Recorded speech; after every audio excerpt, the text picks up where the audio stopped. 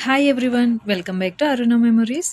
ఈరోజు mutton curry ఎలా prepare చేయాలో చూద్దామండి. ఇది చాలా టేస్టీగా ఉంటుంది. ఒక్కసారి తప్పకుండా అయితే ట్రై చేయండి. ఓకే, ఇక ప్రాసెస్‌లోకి అయితే వెళ్దాము. కుక్కర్‌లో ఆయిల్ వేసుకొని మటన్‌ని నీట్‌గా కడిగి దానిలో కుక్కర్‌లో ఫ్రై చేసుకోవాలండి. ఈలోపు పేస్ట్ కోసం 2 పెద్ద ఆనియన్స్ కట్ చేసుకోవాలి. అలానే ఒక పెద్ద టమోటా కట్ చేసి పెట్టుకుందాము. మటన్ అనేది మనకి బాగా ఫ్రై అవ్వాలండి.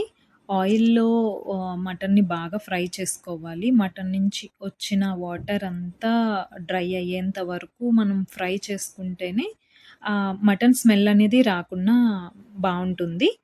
చూడండి ఈ విధంగా ఇది మనకి 5 మినిట్స్ వరకు టైం తీసుకుంటదండి. ఈ విధంగా టోటల్ ఆ వాటర్ అంతా అయితే డ్రై అయిపోవాలి. ఇంకా త్వరగా ఫ్రై అవ్వటం కోసం అలానే సాల్ట్ అనేది పీసెస్‌కి వెళ్ళటం కోసం మటన్‌కి సరిపడి ఇక్కడ కొంచెం సాల్ట్‌నయితే వేసుకుందాము. గ్రేవీ కోసం కట్ చేసిన ఆనియన్స్, టమోటానయితే ఈ విధంగా ఫ్రై చేసుకొని మిక్సీ చేసి పెట్టుకుందామండి. మనకి మటన్ అయితే ఫ్రై అయిపోయింది. దాన్ని వేరే బౌల్‌లోకి తీసుకుందాము.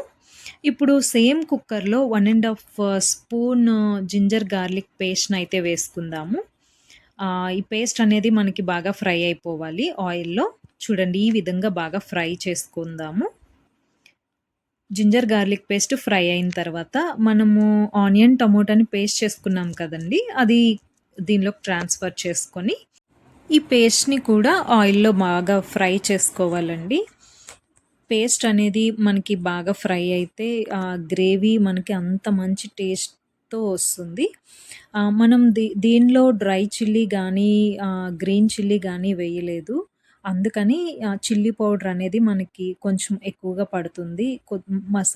మటన్ అనేది స్పైసీ ఉంటేనే చాలా బావుంటుంది.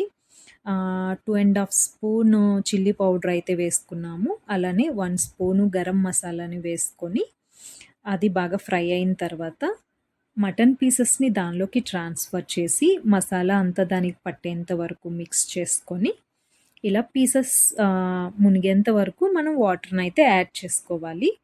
అలానే సాల్ట్‌ని ఇక్కడ మనం అడ్జస్ట్ చేసుకోవాలండి. సాల్టు అలానే చిల్లీ పౌడర్ కూడా ఏమన్నా అవసరం పడుతుందేమో ఒకసారి చెక్ చేసుకొని అడ్జస్ట్ చేసుకోవాలి.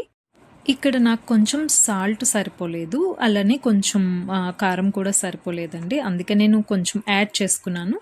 యాడ్ చేసుకొని ఇలా అంతా బాగా మిక్స్ చేసుకొని 4-5 విజిల్స్ మీడియం ఫ్లేమ్‌లో మనం కుక్ చేసుకుంటే మనకి మటన్ అనేది మంచిగా జ్యూసీగా కుక్ అయిపోతుందండి. ఈ విధంగా చేస్తే మా పిల్లలు చాలా ఇష్టంగా తింటారండి. ఎవరికన్నా చాలా నచ్చుతుంది ఇలా చేస్తే. చూడండి కర్రీ అయితే ఎంత వచ్చిందో మనకి. చాలా జ్యూసీగా వచ్చింది కదండీ! ఇది ఇంకాస్త కూల్ అయ్యేటప్పటికి కొంచెం థిక్ కూడా అవుతుంది. పీస్‌కి జ్యూస్ అంతా ఉండి చాలా టేస్ట్‌గా జ్యూసీగా ఉంటది. తప్పకుండా ట్రై చేయండి. ఎలా వచ్చిందో నాకు కామెంట్ చేయండి. Thank you for watching.